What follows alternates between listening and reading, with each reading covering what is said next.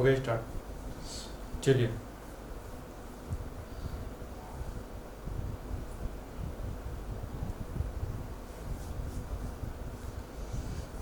नमस्कार नमस्कार, good evening good evening, नमस्ते नमस्ते, नमस्कार भाई, नमस्कार सभी को, गुड इवनिंग, नमस्कार नमस्कार, good evening good evening, hi hello, good evening भाई सभी को, गुड इवनिंग दोस्तों आप सभी को। चलिए, हाय हेलो, राम राम भाई, राम राम सभी को, गुड इवनिंग, हाय हेलो। चलिए, तो दोस्तों आज यहाँ पे देखेंगे हम पाबू जी के बारे में यहाँ पे पढ़ने वाले हैं। और पाबू जी जो है हमारे यहाँ पे इम्पोर्टेंट शासक होने वाले हैं कि जो लोक देवता का जो हमारे यहाँ पे सीरीज चल रही है दोस्तों, इसके बारे में हम यहाँ पे बात करेंगे। जो हमारे पाबू जी हैं इनके बारे में आज हम पढ़ने वाले हैं। देखिए, पाबू जी है जो मारवाड़ के 5 पीरों में शामिल है, और हम पहले क्या कर रहे हैं, मारवाड़ के 5 पीर पढ़ रहे हैं। ठीक है, तो ये सीरीज है जो यहाँ पे कंटिन्यू यहाँ पे चल रही है। और दोस्तों मैं आपको बता रहा हूँ कि जो लोक देवता है या लोक देवता जो लोक देवियाँ है या फिर आपका जो कल्चर का जितना भी यहाँ पे पार्ट होने वाला है दोस्तों, इससे बाहर आपका कोई भी क्वेश्चन नहीं जाएगा जो मैं आपको पढ़ा रहा हूँ। ठीक है, विश्वास करो, इससे बाहर आपका कोई भी क्वेश्चन नहीं जाने वाला है। बस आपको करना क्या है दोस्तों, पूरी की पूरी दोस्तों आपको यहाँ पे वीडियो देखनी है, और आपको अच्छे अगर आप नोट्स बनाना चाहते हो तो आप नोट्स बना सकते हो। ठीक है, चलिए सभी दोस्तों को हाय हेलो गुड इवनिंग भाई आप सभी को। और दोस्तों आज हम यहाँ पे बात करने वाले हैं पाबू जी के बारे में। ठीक है, तो पाबू जी के बारे में मैं वैसे ही आपको बताऊंगा जैसे कि हम यहाँ पे अन्य लोक देवताओं को यहाँ पे पढ़ते आ रहे हैं।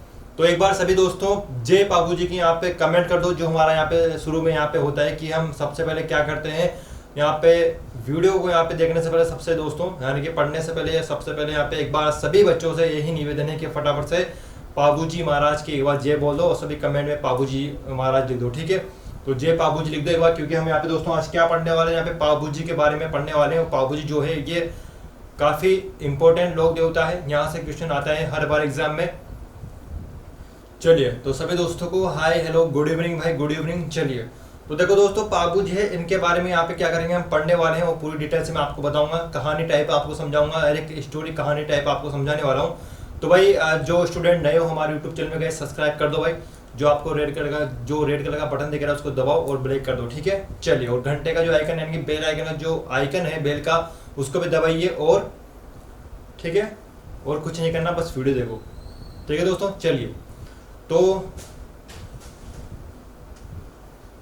करते हैं स्टार्ट। पाबू जी के बारे में आज हम यहाँ पे पढ़ने वाले हैं। पाबू जी देखो, पाबू जी क्या है, यहाँ पे इनका जन्म वगैरह सबकी हम यहाँ पे बात करेंगे। ठीक है, चलिए देखो दोस्तों पाबू जी के बारे में यहाँ पे पढ़ने से पहले मैं आपको बता दूं कि पाबू जी जो हैं इनके जन्म की हम यहाँ पे बात करेंगे, और कंटिन्यू यहाँ पे स्टोरी के टाइप हम यहाँ पे पढ़ते रहेंगे। ठीक है, चलिए तो देखो सबसे पहले हम यहाँ पे बात करते हैं कि जो पाबू जी का जो तो जन्म हुआ है इसके बारे में हम यहाँ पे बात करेंगे। ठीक है, कि इनका जन्म कहाँ पर हुआ है।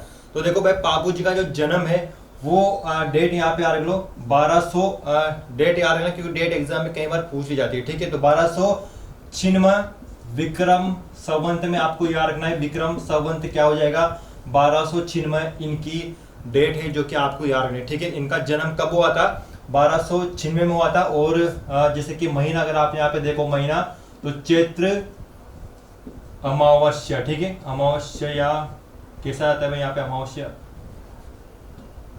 अमावस्या। ठीक है, तो भाई ये जो अमावस्या का जो महीना होता है इसमें आप यहाँ पे इनका जन्म हुआ था। ठीक है, तो चैत्र अमावस्या में इनका यहाँ पे जन्म हुआ था। और डेट भी अगर आप यहाँ पे याद करना चाहो कि विक्रम संवत कौन सा हो जाएगा, तो 1296 में इनका विक्रम संवत हो जाएगा। ठीक है, बात करते हैं इनके पिताजी के बारे में, पहले बात करेंगे यानी कि सबसे पहले हम क्या करेंगे इनके बायोडाटा इनका देखेंगे। ठीक है, फिर उसके बाद कहानी टाइप हम यहाँ पे पढ़ेंगे। तो देख लो इनका जो पिताजी हैं उनका नाम क्या हो जाएगा। ठीक है, तो पिताजी का नाम यहाँ पे देख लो, और जिनके पिताजी का नाम है दोस्तों वो हमारे पास हो जाएगा धांधल जी राठौड़। ठीक है, तो पिताजी का नाम क्या हो जाएगा, धांधल जी राठौड़ परिवार से थे, तो यहाँ क्या हो जाएगा राठौड़ इनका परिवार का हो जाएगा। ठीक है, ये इनकी गोत्र है राठौड़, तो धांधल जी राठौड़ क्या हो जाएगा, धांधल जी राठौड़ इनके पिताजी का नाम है। अब देखो इनकी जो माता जी है उनका नाम क्या है। ठीक है, माता जी पिताजी ये आपको याद रखनी है। और जो सबसे इंपॉर्टेंट मैं आपको बताता रहा हूँ कि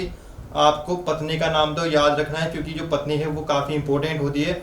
ठीक है, चलिए तो पहले यहाँ पे देख लेते हैं माता जी का नाम। यहाँ पे देखते हैं माता का नाम क्या हो जाएगा। ठीक है, तो जो इनकी माता जी है दोस्तों, इनका नाम यहाँ पे क्या हो जाएगा, कमला दे इनकी माता का नाम हो जाएगा। ठीक है, दे क्या है, दे जो शब्द है वो मारवाड़ क्षेत्र में लगाया जाता था। जैसे कि अभी हम जो लगाते हैं, यानी कि कमला बाई हम लगाते हैं, या फिर सुगना बाई हम लगाते हैं। पहले क्या होता था, पहले ही बाई नहीं लगाते थे, पहले दे लगाते थे। ठीक है, तो कमला दे इनकी माता जी का नाम हो जाएगा। ठीक है, चलिए पत्नी की यहाँ पे दोस्तों हम पत्नी की बात कर लेते हैं। तो पत्नी का नाम यहाँ पे देख लो, और पत्नी का नाम क्या है, इंपोर्टेंट है। चलिए पत्नी का नाम दोस्तों क्या हो जाएगा, पत्नी का नाम इंपॉर्टेंट है, क्योंकि आपसे पत्नी का नाम यहाँ पे पूछा जाता है। ठीक है, तो पत्नी का नाम दोस्तों यहाँ पे देख लो, पत्नी का नाम क्या हो जाएगा, पत्नी का नाम है फूलम दे। ठीक है, या फिर हमें दूसरा नाम भी यहाँ पे देखने को मिल जाता है। तो दूसरा नाम क्या है दोस्तों, एक तो हमारे पास क्या हो जाएगा, पत्नी का नाम फूलम दे हो जाएगा, और जो दूसरा नाम है दोस्तों क्या हो जाएगा, सुप्यार दे। ठीक है, सुप्यार दे एक साथ पढ़ना है आपको, ऐसा नहीं पढ़ना है सुप्यार दे, ऐसा नहीं पढ़ना है। ठीक है, सुप्यार दे इनकी पत्नी का नाम हो जाएगा। तो भाई ये बायोडाटा है इनका थोड़ा बहुत। उसके बाद दोस्तों यहाँ पे देखो इनकी जो घोड़ी है, लेकिन सबसे पहले मैं आपको ये बता दूं कि ये कहाँ की है। ठीक है, तो दोस्तों ये जो है वो अमरकोट की है। अमरकोट कहाँ पर है, ये जो है इनकी पत्नी है, यानी कि जो पाबू जी की पत्नी है दोस्तों, ये कहाँ की है, अमरकोट की है। ठीक है, अमरकोट की ये हो जाएगी। और दोस्तों अमरकोट कहाँ पर है, ये अमरकोट पाकिस्तान में है, और सूरजमल सोडा की ये पुत्री थी। ठीक है, तो किनकी पुत्री है दोस्तों, ये अमरकोट की रहने वाली थी, और किसकी पुत्री है, सूरजमल सोडा की ये पुत्री है। ठीक है, तो सूरजमल सोडा की ये पुत्री हो जाएगी।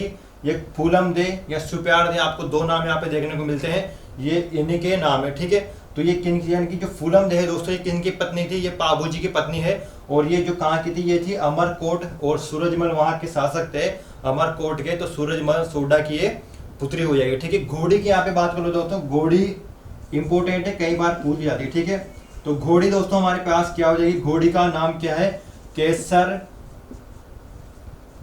कालमी। ठीक है, केसर कालमी इनकी घोड़ी का नाम है, और इंपॉर्टेंट है, कई बार एग्जाम में यही क्वेश्चन आपसे पूछा जाएगा कि बाबूजी जो है इनकी घोड़ी का नाम क्या है। ठीक है, तो मैं आपको क्या कर रहा हूँ, यहाँ पे एक नोट्स की तरह यहाँ पे उतार रहा हूँ, तो आप भी ऐसा कैसा अगर आप उतारना चाहो दोस्तों तो आप उतार सकते हो। ठीक है, तो केसर कालमी इनकी घोड़ी का नाम हो जाएगा। और एक केसर जो कालमी घोड़ी है, ये बाबूजी कहाँ से लेकर आए थे, तो बाबूजी दोस्तों कहाँ से लेकर आए थे, ये लेकर आए थे नागौर से। नागौर की एक महिला थी देवल चारणी। ठीक है, देवल चारणी ने इनको बाबूजी को क्या करी थी, ये केसर कालमिक घोड़ी इनको दी थी। ठीक है, वो क्यों दी थी वो मैं भी आपको आगे बताऊंगा जब मैं आपको स्टोरी समझाऊंगा। ठीक है, पहले मैं आपको ये नॉर्मल सी बातें बता रहा हूँ, ये तो आपको याद होनी ही चाहिए। ठीक है, तो देखो किसने दी थी यहाँ पर, देवल चारणी, ये एक महिला थी। ठीक है, देवल चारणी एक महिला थी, और इन्होंने क्या है, केसर कालमिक घोड़ी दी थी। किसको दी थी दोस्तों, यहाँ पे बाबूजी को दी थी। ठीक है, तो ये थोड़ी बहुत यहाँ पे बातें हैं, ये आपको याद रखना है। ठीक है, अगर यहाँ तक दिख रहा है सभी को, चलिए इनका प्रतीक चिन्ह बाद में देख लेंगे। प्रतीक चिन्ह इनका देख लो, यहाँ पे लिख देता हूं मैं, प्रतीक चिन्ह। ठीक है, तो प्रतीक चिन्ह कौन सा हो जाएगा, भाला लिए अश्वारोही। ठीक है, तो इनका प्रतीक चिन्ह दोस्तों सभी को दिख रहा है यहाँ पे, ओके। तो इनका प्रतीक चिन्ह क्या हो जाएगा, भाला लिए अश्वारोही, यानी कि जो इनका प्रतीक चिन्ह होता है, यानी कि भाला लिए अश्वारोही, यानी कि जो घोड़े में बैठे होते हैं बाबूजी, और इनके हाथ में क्या होता है, भाला होता है। ठीक है, अब कभी कभी बच्चे ये बोलते हैं कि सर तेजा जी के हाथ में भी भाला है, तो हाँ भाई, तेजा जी की जो मूर्ति होती है या फिर तेजा जी की जो तस्वीर होती है उसमें भी तेजा जी क्या है, भाला लिए होते हैं। ठीक है, अब उनकी खास बात क्या है तेजा जी की, वो यहाँ पे समझो दोस्तों। जो तेजा जी होते हैं उनका वो क्या होते हैं, भाला तो लिए होते हैं अपने हाथ में, लेकिन उस भाले की ओर यानी कि चारों ओर क्या होता है, एक सांप लगा रहता है, यानी कि सांप लिपटा रहता है, और जो सांप है वो तेजा जी को डसते हुए दिखाया जाता है। ठीक है, यानी कि भाले की ओर ऐसे आते हुए और तेजा जी को डसते हुए दिखाया जाता है। लेकिन जो पापू जी की जो तस्वीर होती है या फिर जो मूर्ति होती है उसमें सिर्फ भाला लिए होते हैं, उसमें सांप नहीं होगा। ठीक है, तो इतनी सी बात है, याद कर लेना। क्लियर है? चलिए उसके बाद देखो एक बार यहाँ पे रिपीट कर देता हूँ मैं कि जो पापू जी है इनका जन्म कहाँ पर हुआ था दोस्तों। यहाँ पे देख लो पहले कहाँ पर हुआ था, मैं अभी आपको बताऊंगा। पहले ये देखो कि इनका जो जन्म है दोस्तों 1296 विक्रम संवत में हुआ था, चैत्र अमावस्या में। ठीक है, पिताजी की अगर हम यहाँ पे बात करते हैं दोस्तों, पिताजी क्या हो जाएगा, धांधल जी राठौड़ इनके पिताजी हो जाएंगे। माता का जो नाम है वो है कमला जी, इनकी माता जी का नाम हो जाएगा। पत्नी का नाम क्या हो जाएगा, फूलम दे या फिर सुप्यार दे, इनकी पत्नी का नाम हो जाएगा। कहाँ की थी ये, अमरकोट के जो सूरजमल सोडा है उनकी ये पुत्री थी।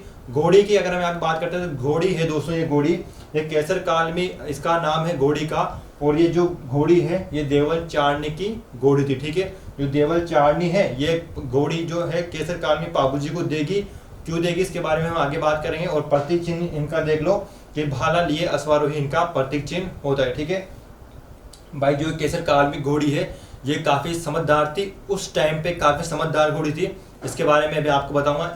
उसने क्या कर रहा था, बेइज्जती कर रखी थी भाई उस टाइम भी इस घोड़ी ने। ठीक है, तो ये काफी समझदार थे। अगर आप भी बेइज्जती करोगे तो आप भी काफी समझदार हो जाओगे। ठीक है, तो उस टाइम में पढ़ी लिखी घोड़ी थी, ये नॉर्मल सी बात है। अब बात करते हैं इनके बारे में कि इनका मेला कब लगता है, इनके जो इंपॉर्टेंट बातें हैं जो कि एग्जाम में भी आती है उनके बारे में बात कर लेते हैं। ठीक है, लेकिन मैं आपको बता दूं कि आपको करना क्या है, सभी लोग देवता की जो पत्नियां हैं उनको तो आपको याद करना ही करना है। ठीक है, तो याद रहेगा ना, सु प्यार दे, किसको प्यार दे, आपको नहीं भाई, प्यार दे बाबू जी को। ठीक है, तो याद कर लेना। ठीक है, चलिए इसको मैं मिटा देता हूँ। चलिए मिटाने का भाई कुछ नहीं है क्या, चलिए तो देखो यार मिटाने का यहाँ पे फिलहाल तो कुछ नहीं है, इससे मिटा देते हैं।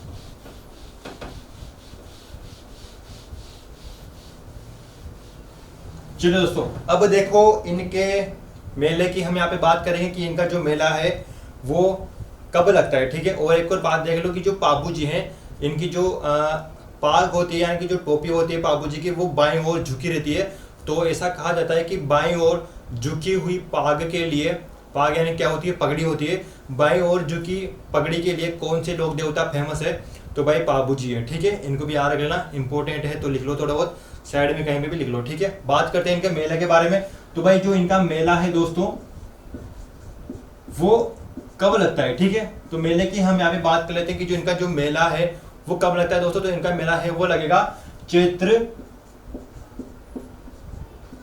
अमावस्या में। ठीक है, अमावस्या में इनका मेला लगता है। ठीक है, क्योंकि जिस लोक देवता का जन्म होता है जिस डेट को, उसी डेट को इनका मेला भी लगता है। ठीक है, तो आप सभी को पता है कि चैत्र अमावस्या के दिन पापू जी का जन्म हुआ था, तो चैत्र अमावस्या के दिन ही दोस्तों इनका मेला लगेगा। ठीक है, अब देखो मेला तो लग रहा है लेकिन मेले की विशेषता क्या है। ठीक है, जहां पर भी लोक देवताओं के मेले लगते हैं दोस्तों उनकी एक विशेषता होती है, और उस मेले की विशेषता क्या है वो आपको यहाँ पे समझनी है कि इस जो पापू जी का जो मेला लगता है दोस्तों इसकी विशेषता क्या मेला है वो कहाँ पर लगेगा, तो वो मैं आपको बताऊंगा डिटेल में। ठीक है, तो मेला है, आप सभी को पता है कि पापू जी का जन्म कहाँ पर हुआ था, वो एक बार देख लो कि पापू जी का जो जन्म हुआ था दोस्तों, मैं यहाँ पे लिख देता हूँ कोलूमंड गांव में। ठीक है, कोलूमंड गांव कहाँ पर है, ये फलोदी में है। ठीक है, फलोदी कहाँ पर है दोस्तों, जोधपुर में। ठीक है, तो जोधपुर हो जाएगा। क्लियर है, सभी को दिख रहा है, ओके। तो पापू जी का जन्म कहाँ पर हुआ था, कोलूमंड गांव है फलोदी में, जहां पर इनका जन्म हुआ था। ठीक है, तो मेला भी कहां पर लगेगा, चैत्र अमावस्या के दिन इनका मेला लगेगा, और कहां पर लगेगा, कोलूमंड में। ठीक है, इससे पहले की जो वीडियो है उसमें मैंने आपको गोगा जी के बारे में बताया था, वो इसी कारण मैंने आपको पहले गोगा जी पढ़ाए थे, क्योंकि इनका जो संबंध है वो मैं अभी आपको बताऊंगा। ठीक है, क्योंकि अब यहाँ पे देखना, तो सबसे पहले बात कर लेते हैं मेले के बारे में। तो जो मेला है दोस्तों, इस मेले की विशेषता क्या है वो हमें यहाँ पे देखनी है। और मेले की विशेषता यह है कि यहाँ पर दोस्तों क्या होता है, यहाँ पर थाली नृत्य किया जाता है। ठीक है, इस मेले की विशेषता क्या है कि इस मेले में दोस्तों थाली नृत्य किया जाता है। हाँ भाई, सभी को राम राम राम राम भाई। चलिए चलिए, देखो फालतू कमेंट मत करो, पढ़ाई में पढ़ने आए तो यार पढ़ाई वढ़ाई में ध्यान दो। ठीक है, चलिए, तो थाली नृत्य यहाँ पर किया जाता है। ठीक है, तो ये जो थाली नृत्य होता है दोस्तों यहाँ पर कैसे किया जाता है, आप सभी ने देखा होगा कि जो थाली होती है ना वो हाथ पे यानी कि अंगुली जो होती है उस पर थाली घुमाई जाती है, ठीक है। तो इस मेले की विशेषता क्या है, यहाँ पर थाली नृत्य किया जाता है। और जो थाली नृत्य है दोस्तों, ये हाथ में ऐसे अंगुली की तरह होता है और अंगुली में थाली घुमाई जाती है, ठीक है। इस तरह का यहाँ पे नृत्य किया जाता है। कौन से गांव में, फलोदी गांव में। कोलूमंड जो है फलोदी तहसील हो जाएगी, जो कि कहाँ पर है, जोधपुर में है। और जो मेला है यहाँ पर लगता है, ठीक है। मैं आपको बता दूं कि एक थाली जो नृत्य है वो भवाई जाति के द्वारा भी किया जाता है, लेकिन वो अलग है, ठीक है। एक थाली जो नृत्य है वो भवाई जाति के भी द्वारा किया जाता है। भवाई जाति क्या है, व्यवसायिक के रूप में नृत्य करती है। और वो क्या करती है, थालियों के जो किनारे होती है उनमें पैरों से, समझ गए ना, पैरों से क्या है वो डांस करती है, यानी कि थाली पे चढ़ जाती है उनकी कोरों पर और वहाँ पर डांस करती है। वो अलग डांस है। और ये जो यहाँ पर होता है, ये हाथ पर थाली घुमाई जाती है, इस प्रकार का डांस है, ठीक है। तो चैत्र अमावस्या पर यहाँ पे क्या होता है थाली नृत्य यहाँ पे किया जाता है, ठीक है। चलिए अब देखो दोस्तों, यहाँ पे एक और इम्पोर्टेंट बात हम यहाँ पे देख लेते हैं, यानी कि फड़ के बारे में, ठीक है। तो फड़ देख लो, क्योंकि फड़ है जो कि इम्पोर्टेंट है। भाई फड़ क्या होती है, ठीक है। फड़ को समझो कि फड़ क्या होती है, ठीक है। ये शब्द हमारे पास है कि फड़ जो है दोस्तों होती क्या है। तो देखो फड़ वो होती है जहाँ पर लोग देवी देवताओं ने जितने भी अच्छे कार्य किए होते हैं उनका गुणगान किया जाता है। एक इस तरह का यहाँ पे कपड़ा होता है, लंबा सा कपड़ा होता है।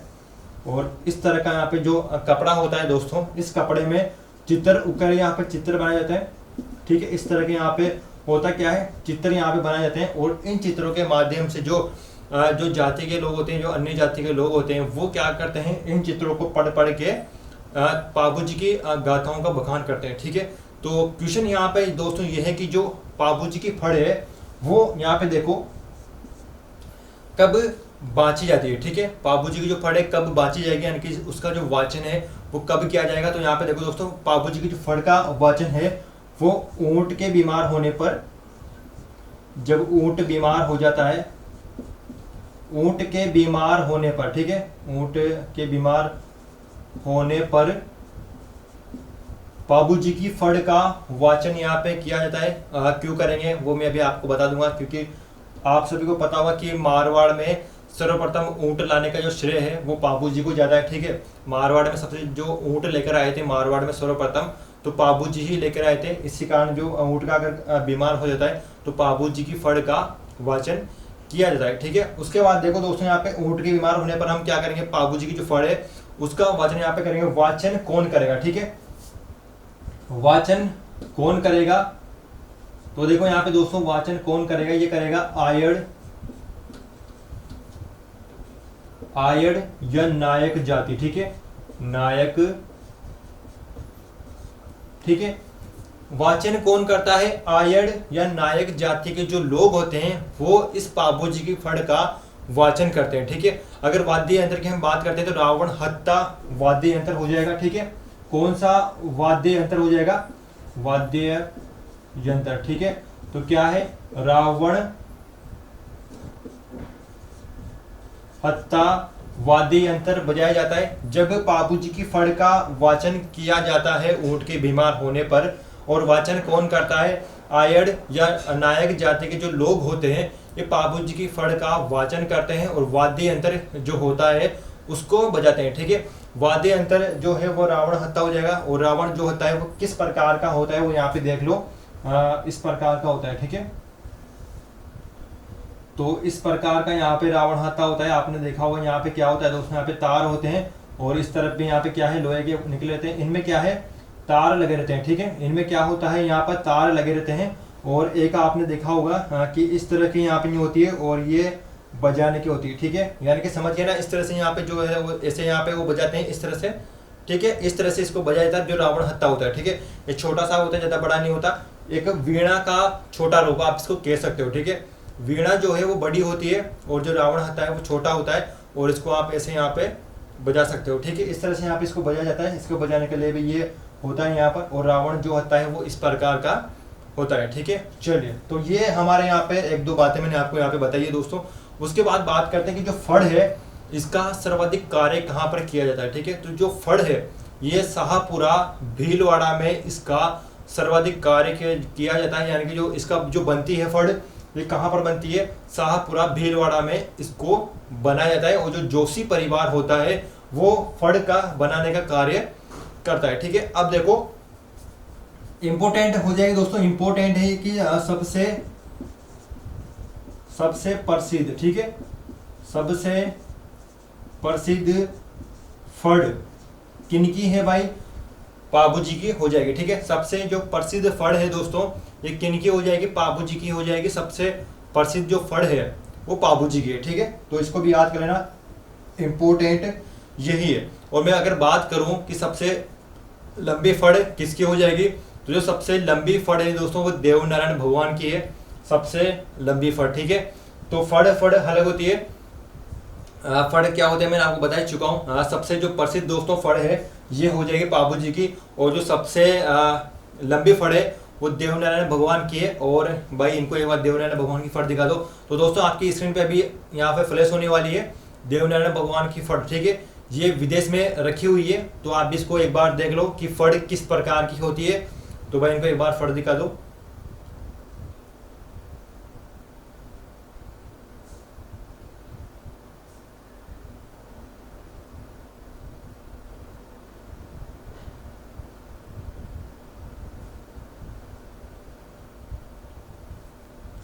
चलिए दोस्तों, तो आपने अभी यहाँ पे देखा कि इस प्रकार की दोस्तों यहाँ पे क्या होती है, देवनारायण भगवान की फड़ है। ठीक है, ये म्यूजियम में रखी हुई फड़ है, यहाँ पर नहीं, भारत में नहीं, विदेश में रखी हुई है। तो आप सोच सकते हो कि देवनारायण भगवान की जो चर्चा है वो कहाँ तक है। ठीक है, आपने देखा इस प्रकार की फड़ होती है। और इस फड़ पर 5 रुपए का डाक टिकट भी जारी कर चुकी है भारत सरकार के द्वारा। ठीक है, तो डाक टिकट आपने सभी ने देख रखे होंगे, तो भारत सरकार ने देवनारायण भगवान की फड़ पर 5 रुपए का डाक टिकट भी जारी कर रखा है। ठीक है, तो फड़ क्या होती है आपने भी यहाँ पे देख लिया। अब देखो सबसे प्रसिद्ध फड़ किसकी है? पाबू जी की है। और सबसे लंबी फड़ किसकी है? देवनारायण भगवान की है। ठीक है, तो मैं इसको मिटा देता हूँ एक बार, फिर हम यहाँ पे अगली बात करेंगे। ठीक है, चलिए।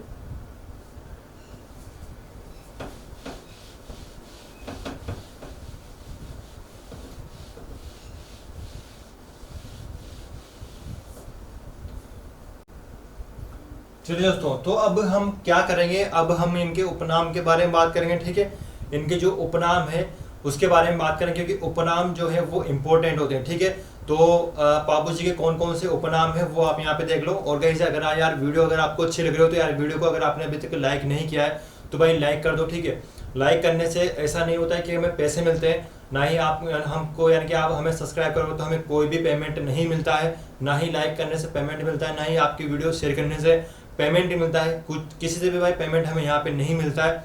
ठीक है, तो यार वीडियो को लाइक वाइक कर दो यार। काफ़ी अच्छे सोचते हैं कि लाइक करने से इनको पैसे मिलेंगे, भाई ऐसा कुछ भी यहाँ पे नहीं है। तो यार वीडियो को लाइक कर दो। होता क्या है, बस वीडियो जो है वो थोड़ी बहुत हाईलाइट हो जाती है और सभी बच्चों तक वीडियो पहुँचने लग जाती है। ठीक है, बस इतना सा होता है और कुछ भी यहाँ पे नहीं होता है। ठीक है, तो यार वीडियो को लाइक वाइक कर दो। ठीक है, तो यार ठीक है, वीडियो को लाइक कर दो, शेयर भी कर देना वीडियो को भी, और नहीं हो तो सब्सक्राइब कर लो हमारे यूट्यूब चैनल को। चलिए, तो यहाँ पे बात करते हैं कि इनके उपनाम क्या हो जाएंगे। ठीक है, उपनाम के बारे में यहाँ पे बात करेंगे दोस्तों। और उपनाम क्या होते हैं, इंपॉर्टेंट होते हैं, क्योंकि उपनाम से भी कई बार क्वेश्चन आ जाता है। तो देखो पहला नाम देखो, फ्लैग रक्षक देवता। ठीक है, पहला नाम यहाँ पे दोस्तों क्या होता है कि फ्लैग रक्षक देवता इनको कहा जाता है। किसको? पाबू जी को। ठीक है, अगला देखो दोस्तों, अगला हमारे पास हो जाएगा हार्ड फाड़ के देवता। ठीक है, मैं भी आपको समझाऊंगा कि इनके जो उपनाम है वो यहाँ पे कैसे पढ़े। ठीक है, तो तीसरा हमारे पास क्या हो जाएगा, गो रक्षक देवता। ठीक है, गो रक्षक देवता भी इनको कहा जाता है। उसके बाद देखो दोस्तों चौथा नंबर का हमारे पास क्या हो जाएगा, चौथा नंबर का देखो। ठीक है, तो इनको क्या कहा जाता है, लक्ष्मण का अवतार भी इनको कहा जाता है। ठीक है, लक्ष्मण का अवतार भी इनको कहा जाता है। ठीक है, तो लक्ष्मण का अवतार यहाँ पर किसको कहा जाता है, पाबू जी को कहा जाता है। और ये वाला है दोस्तों, ये क्या है, इंपोर्टेंट हो जाएगा। ठीक है, चलिए 5 नंबर का देख लो, इनको क्या कहा जाता है, ऊंटों के देवता भी इनको कहा जाता है। ठीक है, चलिए अब देखो फ्लैग रक्षक देवता इनको क्यों कहा जाता है। ठीक है, मैं आपको बता दूं कि मारवाड़ क्षेत्र में दोस्तों हुआ क्या था। मारवाड़ क्षेत्र में एक बहुत ही भयंकर बीमारी आ गई थी। मारवाड़ क्षेत्र में ये जो फ्लैग है, ये फ्लैग जो बीमारी है ये चूहों के द्वारा फैलती है। और ये जो जैसे कि अभी आपको पता है कि कोरोना चल रही है, तो उसी प्रकार मारवाड़ क्षेत्र में एक चूहों से बहुत ही भारी ये बीमारी आ गई थी। और इस बीमारी को जो खत्म किया था वो पाबू जी ने किया था, इसलिए इनको फ्लैग रक्षक देवता भी कहा जाता है। ठीक है, ये है हिंदी भाषा में। लेकिन जैसे ग्रामीण भाषा में इसको क्या कहते हैं, हाड़ फाड़ के देवता। ठीक है, यानी कि जब ये फ्लैग रक्षक जो रोग हुआ था, इसमें होता क्या है कि जो अपनी हड्डियां होती है ये बहुत तेज दर्द करने लग जाती है। ठीक है, जो फ्लैग रोग होता है इसमें हड्डियां दर्द करने लग जाती है, यानी कि झंझनाहट सी महसूस होती है हड्डियों में।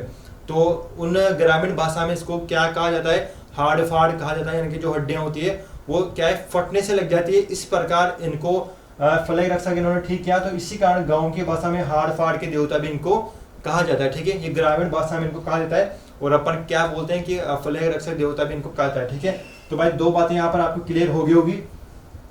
अगला देखो, गौ रक्षक देवता इनको क्यों कहा जाता है। देखो देवता, मैंने आपको बताया था शुरू में कि देवता कब बनते हैं, जब कुछ अच्छे कार्य करते हैं।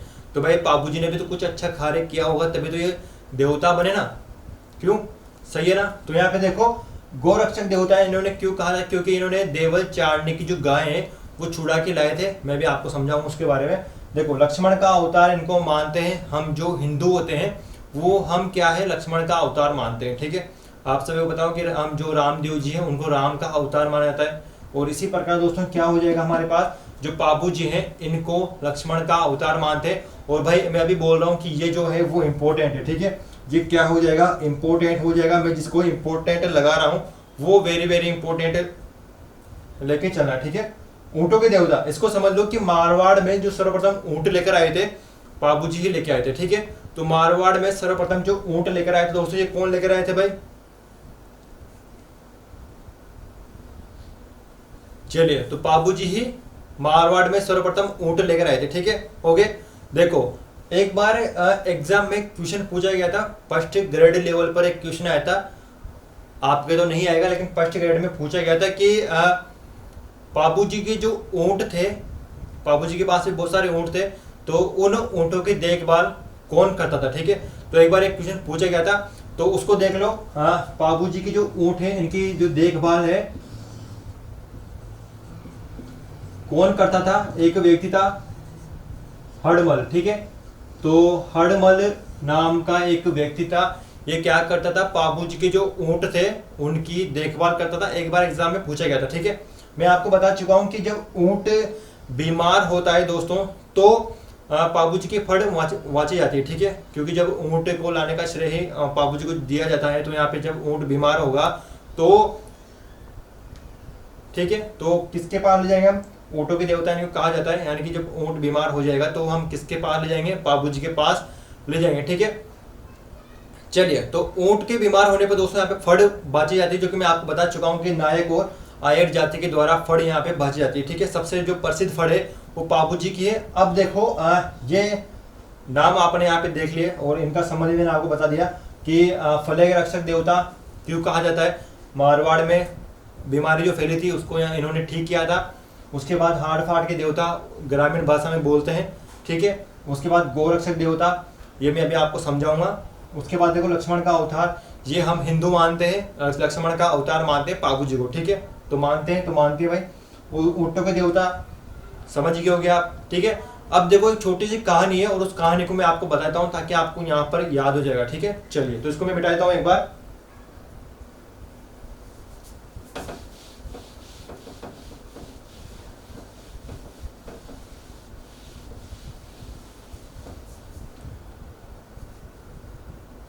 चलिए दोस्तों, तो अब देखो,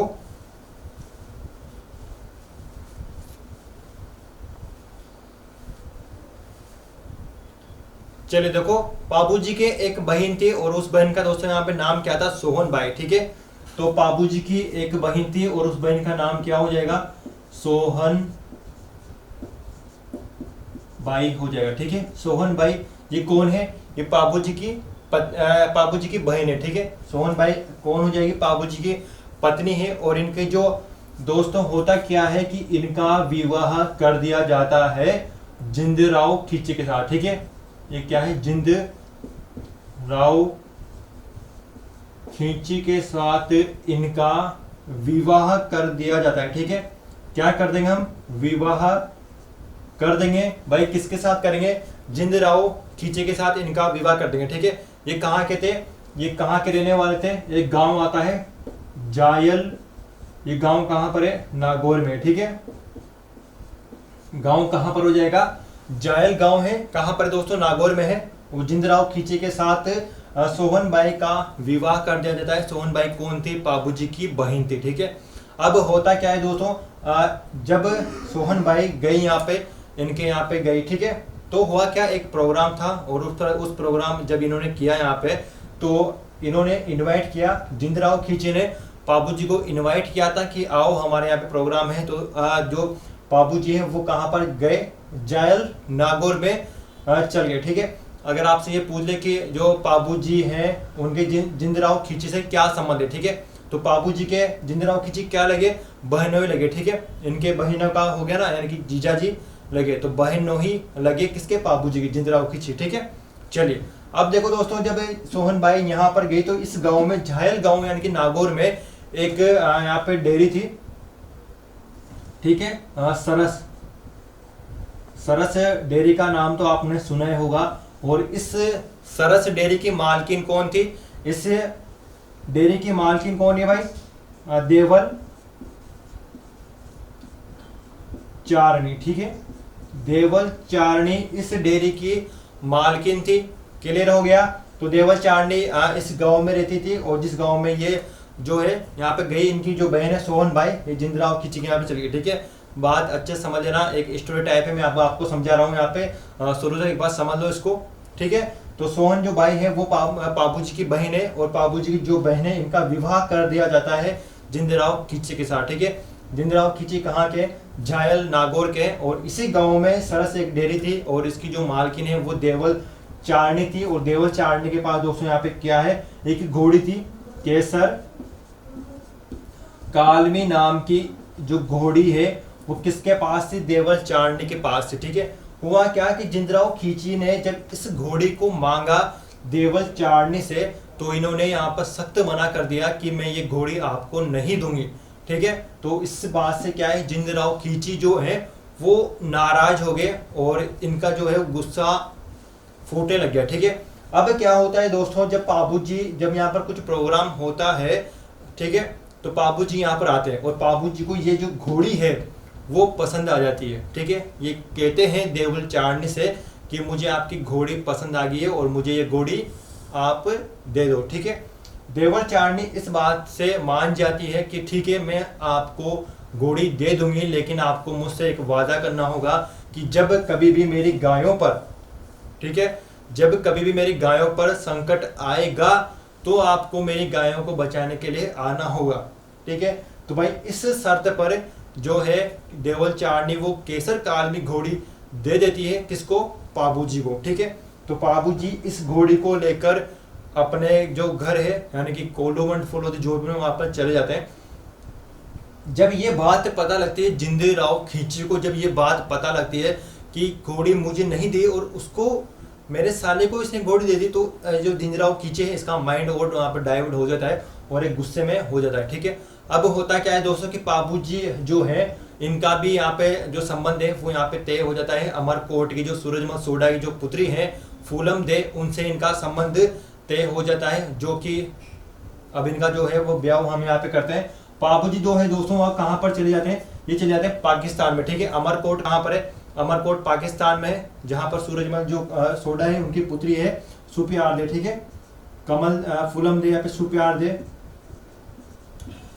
इनसे इनका विवाह हो जाता है, ठीक है। जब ये पाबूजी है यहाँ पर विवाह करने जाते हैं दोस्तों अमरकोट में, ठीक है। अमरकोट ये कहाँ पर है, मैंने आपको बता चुका हूँ कि कहाँ पर हो जाएगा, पाकिस्तान में हो जाएगा, ठीक है। कहाँ पर है, अमरकोट कहाँ पर है, पाकिस्तान में, और ये रहने वाले भी वहाँ की थी, ठीक है।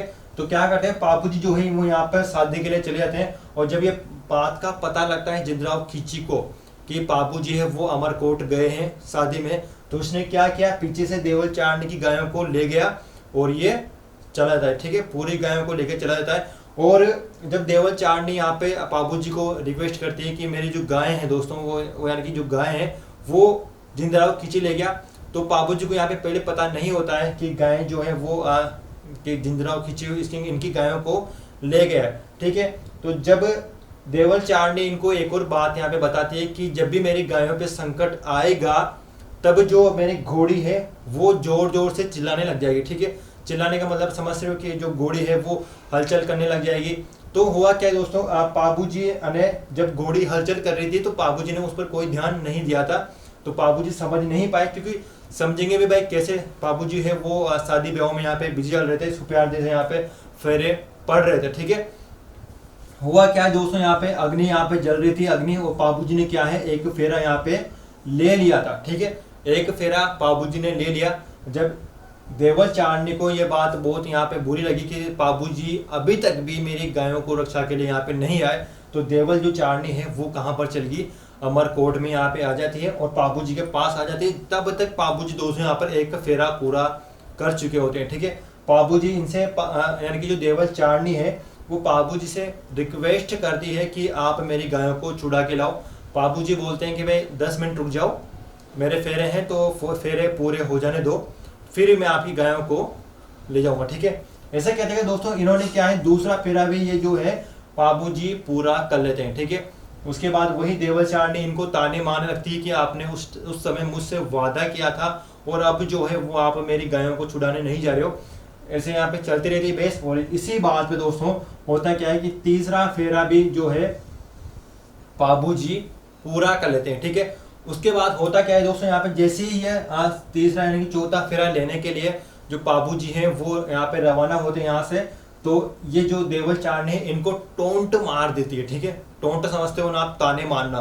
तो जो देवल चारनी है ये इनको ताना मार देती है, कुछ वैसा ही ताना रहा होगा जैसे कि तेजा जी की जो भाभी है उन्होंने टोंट मारा था ना, जैसे कि मैंने आपको समझाया था, तो उसी प्रकार का जो टोंट है देवल चारनी मार देती है किसको, पाबू जी को। और पाबू जी दोस्तों यहाँ पे 3.5 फेरे में ही रुक के, यानी कि 3.5 फेरे में यहाँ में रुक के और कहाँ पर चले जाते हैं दोस्तों, ये चले जाते हैं जिंदराव खींची से युद्ध करना।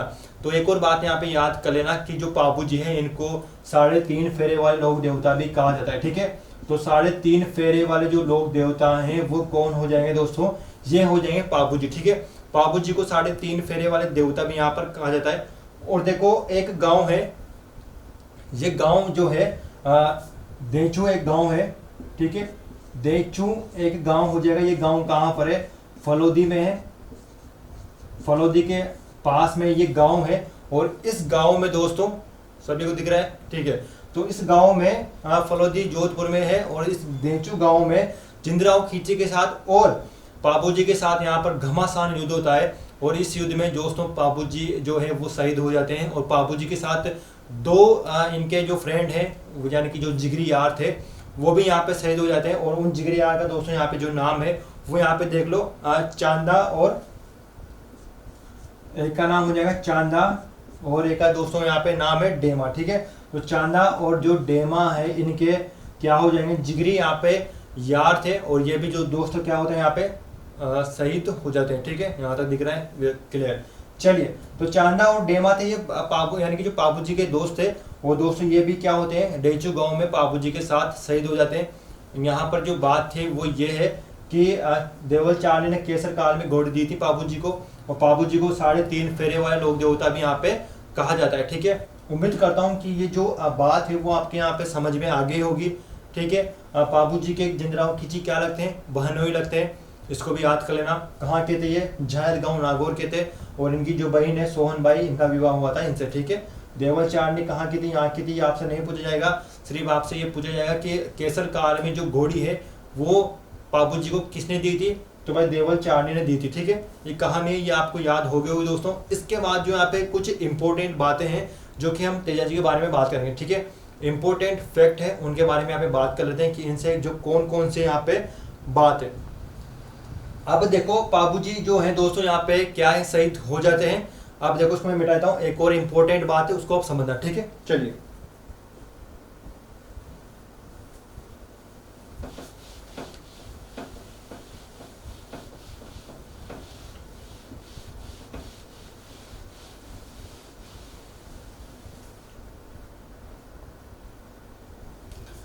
चलिए दोस्तों, तो होता क्या है, पापू जी यहाँ पर अब क्या होते हैं, शहीद हो जाते हैं।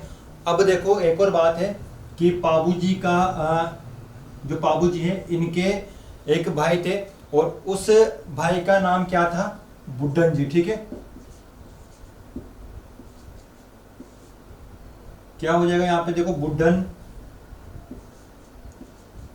जी। ये जो बुड्ढन जी है दोस्तों, बात को समझना, काफी अच्छी बात मैं आपको यहाँ पे बता रहा हूँ। ये बात है वो गोगा जी के ऊपर जाएगी वहां पे डायरेक्टली। ठीक है, जो बात है वो गोगा जी के ऊपर जाएगी, तो यहाँ पे समझना अच्छे से। ठीक है, चलिए, तो जो बुड्ढन जी है ये कौन है, पाबू जी के भाई है। और पाबू जी अब क्या है, शहीद हो चुके हैं। ठीक है, तो पाबू जी से यहाँ पे शहीद हो चुके हैं। अब क्या होता है दोस्तों, इनका एक पुत्र होता है बुड्ढन जी का। ठीक है, बुड्ढन जी का इनका पुत्र होता है और उस पुत्र का नाम क्या है, रूपनाथ।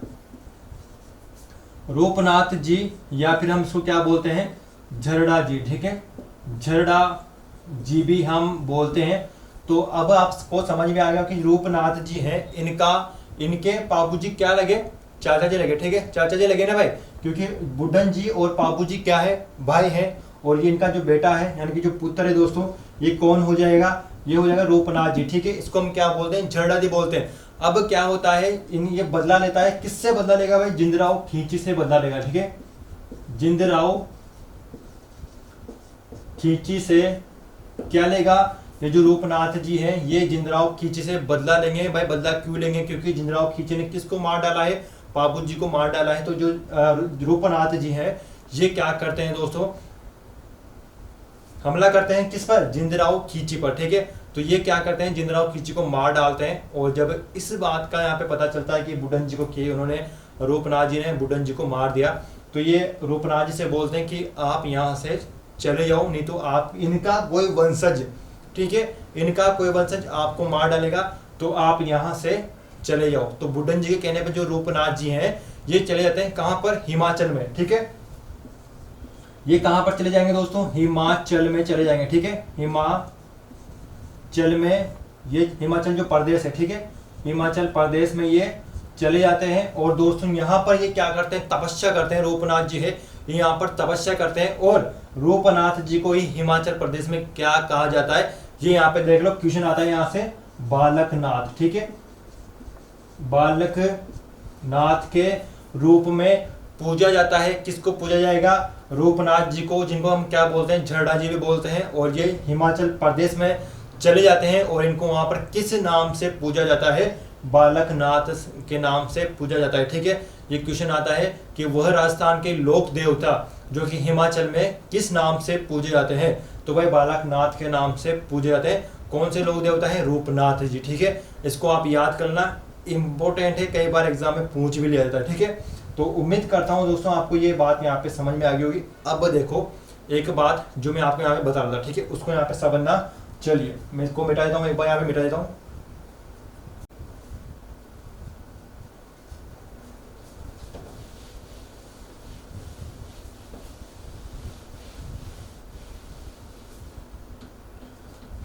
चलिए दोस्तों, तो हम यहाँ पे बात कर रहे थे इनके बारे में, बुड्ढन जी के बारे में। ठीक है, तो आपने यहाँ पे देखा होगा कि मैंने कल की जो वीडियो में यहाँ पे बात की थी, गोगा जी के बारे में बात की थी। और गोगा जी की जो पत्नी थी, ठीक है, वो कहाँ की थी, कोलूमंड फलोदी जोधपुर की वो रहने वाली थी। ठीक है, तो जो केलम दे है, जिनका नाम क्या है, गोगा जी की जो पत्नी है उनका नाम क्या है, केलम दे है। और वो केलम दे है, वो किन की पुत्री थी दोस्तों, वो इन्हीं की पुत्री थी। ठीक है, तो केलम दे है, केलम दे, ये किन की पत्नी है दोस्तों, ये पत्नी किन की है,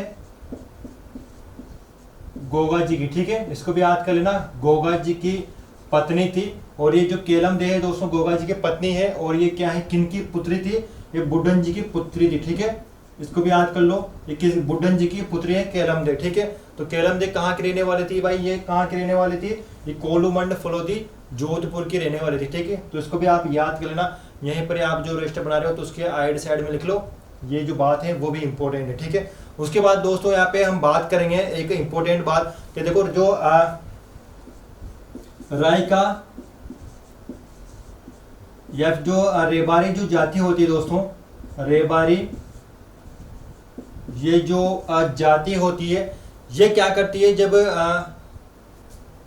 ये जो जाति है दोस्तों, ये क्या करते हैं, जब माट वाद्य यंत्र, ठीक है, एक जो माट होता है, माट वाद्य यंत्र के साथ इनके क्या करते हैं दोस्तों, ये पावड़ी गाती है, ठीक है। तो एक माट वाद्य यंत्र होता है, माठ वाद्य यंत्र होता है। इसको मैं कैसे बताऊं आपको कि माठ वाद्य यंत्र कैसा होता है। माठ वाद्य यंत्र दोस्तों एक काला सा मटका होता है जिसके ऊपर चमड़े की खाल बांधी जाती है, एक मटका सा होता है। आपने देखा होगा कि अमरीश पुरी दिल जले फिल्म, अगर आपने देखी हो दिल जले फिल्म, तो उस फिल्म में अमरीश पुरी मटके के साथ उसको बजाता है, ठीक है। तो जो वो वाद्य यंत्र होता है ना, उसको ही माट कहा जाता है, ठीक है। दिल जले फिल्म देखना, अगर आपने नहीं देखी हो तो दिल जले फिल्म में जो अमरीश पुरी होता है उसको मटके को बजाता है, और जो मटका है उसको ही क्या बोलते हैं, माट बोलते हैं। और जो रायका या जो रेबारी जाति होती है दोस्तों, ये माट वाद्य यंत्र के साथ पाबू जी के पावड़े गाती है, ठीक है। पाबू जी के क्या गाती है, माट वाद्य यंत्र के साथ पावड़े गाती है, ठीक है भाई। ये बोलने वाले पावड़े नहीं है जो 2 4 6 आप करते हो, वो वाले पावड़े नहीं है। ये पावड़े क्या है, ये गीत है एक तरह से, ठीक है। यानी कि जो लोक गाथाएं होती है उनको कहा जाता है, यानी कि जीवन की जो गाथाएं होती है, यानी कि जो पाबू जी ने इंपॉर्टेंट काम किए होते हैं उनको ये क्या करते हैं, पावड़े के रूप में गाते हैं, ठीक है। तो कौन सी जाति गाती है भाई, पावड़े कौन सी जाति गाएगी, ये गाएगी दोस्तों रायका या रेबारी माठ वाद्य यंत्र के साथ क्या गाती है, पावड़े गाती है, ठीक है। पावड़े मैंने आपको समझा दिया। अब एक और देखो, यहाँ पे एक और जाति होती है, थोरी जाति, ठीक है। थोरी जाति के द्वारा भी दोस्तों यहाँ पे क्या किया था, वाद्य यंत्र कौन सा लेगी, ये लेगी सारंगी, ठीक है। सारंगी वाद्य यंत्र लेती है, और सारंगी में होता क्या है दोस्तों, ये यश गाती है, ठीक है। यश क्या होता है, यश, ठीक है। अब देखो यहाँ पे समझो कि जो थोरी जाति होती है दोस्तों, थोरी जाति यहाँ पे क्या करती है, थोरी जाति, तो थोरी जाति सारंगी वाद्य यंत्र के साथ, ठीक है। सारंगी में 27 तार होते हैं, और ये सारंगी के साथ यश गाती है। यश भी वही बात होती है, यश क्या था, यश भी एक लोक गाता है, यानी कि लोक गीत है, उसी प्रकार से इसको। लेकिन यश को कौन गाता है, यश को गाता है थोरी जाति, ठीक है। तो थस है, और यह आप याद कर लेना। और राय का जो रेबारी जाति है वो माठ वाद्य यंत्र के साथ क्या गाती है, पाबू जी के पावड़े गाती है, ठीक है। यश क्या था दोस्तों, होता क्या है कि एक गुजरात का शासक था, और उस गुजरात के शासक का नाम क्या है, एक गुजरात का शासक है आशा बघेल, ठीक है। ये जो आशा, ये आना बघेल यहाँ पे हो जाएगा, ठीक है। आना बघेल का नाम का एक यहाँ पे गुजरात का शासक था। ये जो शासक है वो थोरी जाति के 7 लोगों को पकड़ कर ले गया था, ठीक है। कितने लोगों को, 7 लोगों को दोस्तों ये पकड़ के यहाँ पे ले गया था, और ये जो 7 लोग हैं इनको छुड़ा के लाए थे पाबू जी। इसी कारण जो थोरी जाति है वो यश गाती है पाबू जी के, ठीक है। यानी कि पाबू जी की जो जीवनी है उसका जो बलिदान है उनका यहाँ पे, वो यहाँ पे गाती है, ठीक है। यानी कि शौर्य जो वीरता होती है वो गाती है थोरी जाति, सारंगी के साथ यश गाती है। और रायका रेबारी जो जाति है वो माठ वाद्य यंत्र के साथ पावड़े गाती है, ठीक है। और केलम दे है, ये गोवा जी की पत्नी थी, ये किसकी पुत्री थी, बुड्ढन जी की पुत्री है, ठीक है। इसको भी यहाँ पे याद करना। और 1 2 बातें हैं उसको मैं यहाँ पे लिख देता हूँ, ये भी इंपॉर्टेंट है, कई बार एग्जाम में भूल जाती है, ठीक है। तो इसको मैं मिटा देता हूँ एक बार, फिर हम यहाँ पे देखते हैं इनकी 1 2 बातें, ठीक है।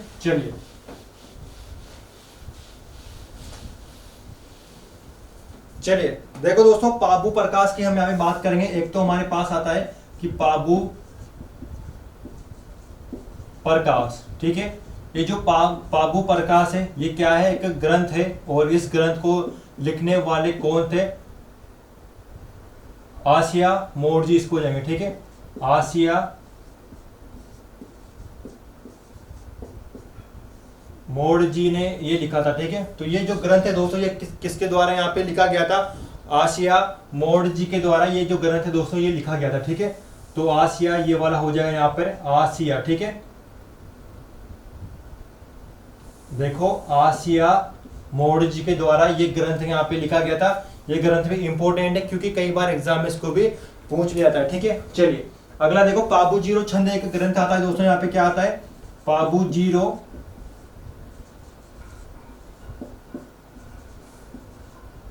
छंद, ठीक है। ये भी एक दोस्तों यहाँ पे क्या है, ये भी एक ग्रंथ है जो किसके द्वारा यहाँ पे लिखा गया था, मेहा जी के द्वारा यहाँ पे लिखा गया था।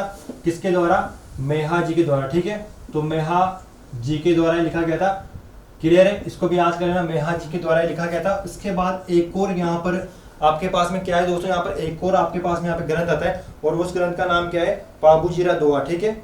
जो ये पाबूजीरा दोहा है दोस्तों, पाबूजीरा दोहा, ठीक है। तो ये किसके द्वारा यहाँ पे लिखा गया था, ये देख लो, ये लिखा गया था दोस्तों लग राज के द्वारा लिखा गया था, ठीक है।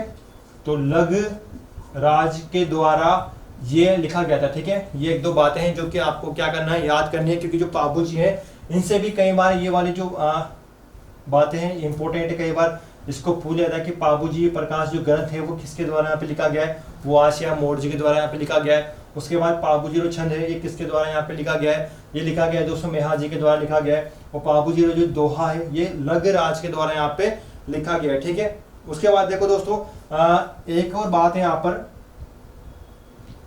जो मेहर मुसलमान होते हैं, मेहर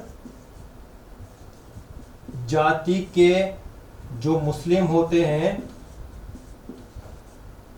मुस्लिम, ठीक है, ये जो मेहर जाति के मुस्लिम होते हैं दोस्तों, ये क्या करते हैं, इनको पीर मानते हैं, ठीक है। मैंने आपको पहले बताया था कि ये मारवाड़ के पीर हैं, 5 पीर, तो मैं 5 पीर के नाम आपको पहले ही बता चुका हूँ। तो मेहर जाति के जो मुस्लिम भाई होते हैं ये इनको क्या करते हैं दोस्तों, पीर मानते हैं, ठीक है। तो ये बातें थी जो आपको क्या करनी है दोस्तों, यहाँ पे याद करनी है, ठीक है। उसके बाद देखो भील जनजाति आ जाएगी आपके पास, भील जनजाति को यहाँ पे देख लो। जो भील जनजाति दोस्तों होती है यानी पाबू जी को ये मानती है, ठीक है।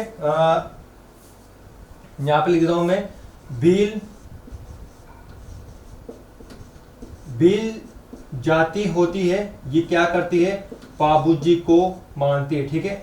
ये क्या करेगी, पाबू जी को मानती है। अगर आपसे पूछ लिया जाए एग्जाम में कि कौन सी जाति है जो पाबू जी को मानती है, तो भील जाति हो जाएगी, ठीक है। और अगर आपसे एग्जाम में पूछ लिया जाए कि तेजा जी को कौन सी जाति मानती है, ठीक है, तो दोस्तों तेजा जी को कौन सी जाति मानेगी, सहरिया जनजाति, ठीक है। सहरिया जनजाति का निवास कहाँ पर है, बारा में है, किशनगढ़ और शाहबाद 2 तहसीलें वहाँ की। जो सहरिया जनजाति वहाँ पे क्या करती है, निवास करती है। और जो सहरिया जनजाति है ये तेजा जी को अपना आराध्य देव मानती है या फिर उनका देव मानती है। और यहाँ पर जो भील जाति होती है ये पाबू जी को मानती है, ठीक है। इनके देवता हो जाएंगे पाबू जी, ठीक है, यानी कि जो इनके आराध्य देव मान लो या फिर देवता मान लो, यानी कि इनको पूछती है, ठीक है।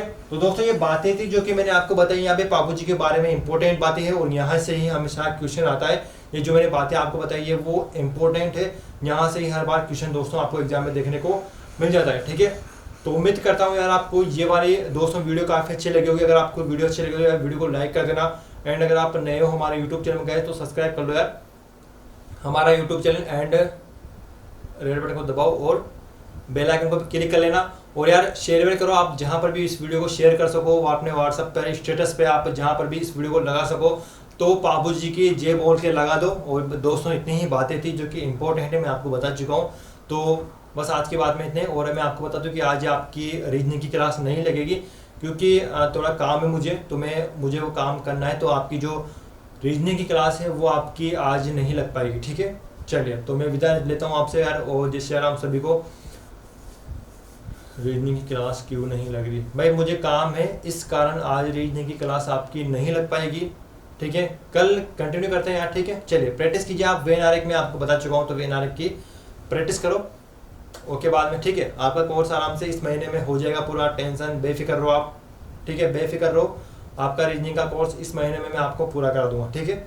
चलिए और टेलीग्राम ग्रुप में आ जाओ, टेलीग्राम ग्रुप में मैं आपको एक पीडीएफ डालूंगा आज टेलीग्राम ग्रुप में वेन आरेख की, तो उसको सोल्व करना बैठे बैठे, ठीक है। आज का वही टेस्ट आप समझ लो, क्लियर है। चलिए तो यार वीडियो को लाइक वाइक कर दो सभी के साथ यहाँ पे। और ये बातें हैं इनकी जो मैंने आपको बताई पूरी यहाँ पे तेजा जी के बारे में दोस्तों, इनको क्या करना है आपको याद करना है, ठीक है। चलिए तो मिलते हैं नेक्स्ट वीडियो में, बाय बाय, सी यू, चलो भाई।